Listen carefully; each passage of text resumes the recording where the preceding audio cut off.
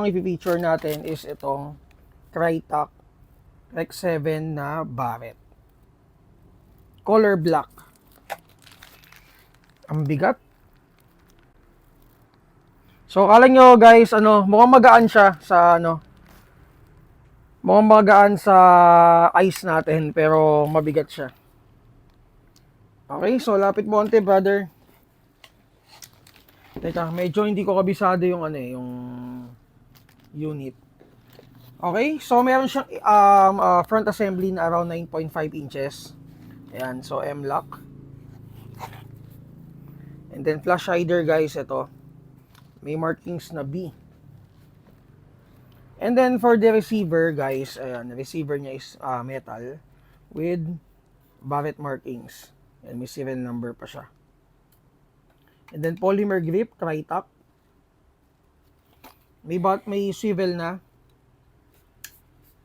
And then adjustable yung stock niya. Ito yung kabilang side. Rotary type chamber. Metal charging handle. And then yung stock niya is hindi ko sure, Crytac, pero Crytac yung So Crytac stock. Very solid unit. So available in black and meron pa bang brown? So wala, hindi namin nakikita yung brown, pero gray meron. Ayun, pakita mo sa kanila yung gray. Yan. Okay, so reinforced internal parts na guys. Internal parts niya is, ito, basahin na lang natin. So, naka siya, Nautilus mech box with 8mm bearings. And then, meron din siyang ported na metal rack piston. Complemented with integrated enhanced FET na system. So, naka-ETO na yata to guys. Mamaya check natin. Okay, so working na rin yung bolt release niya. Ayan o.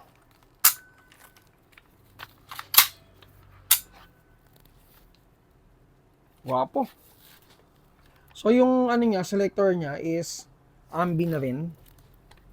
Ayan.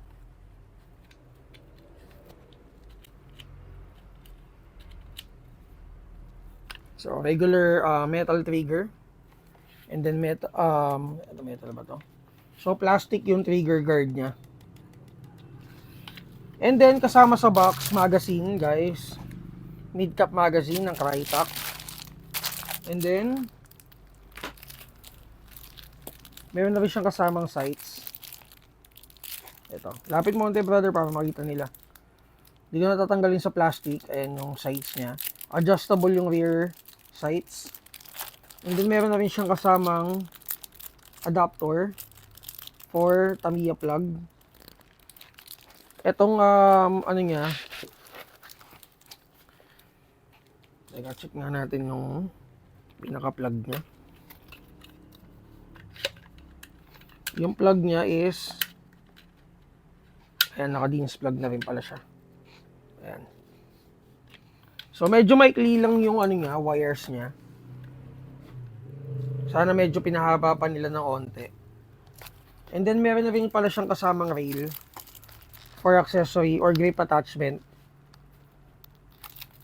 So kulang to pag for example maglalagay ka ng ng flashlight or laser pa. All in all guys, solid yung unit. Makita natin to pag tinesta natin kung gaano ka solid.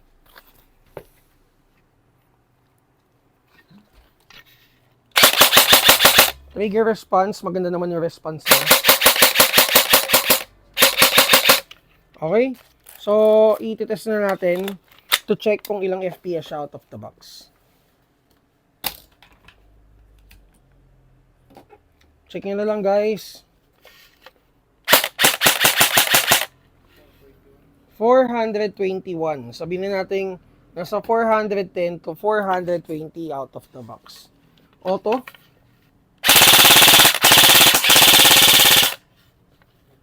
Ayan, nasa 414. And 410 nga to 420. out of the box. Ito guys, makikita nyo to sa Google Drive natin. Under the AEG folder natin, check nyo lang din yung Crytek. And para doon sa mga new subscriber natin guys, again, wala kaming post na mga units or any guns dun sa page namin. Check nyo na lang lahat sa Google Drive natin, yung mga units natin. And kung may mga hinahanap kayo units, mag-PM lang kayo sa page natin. Again, Crytek na, Rec 7, Barrett, color black. Thanks.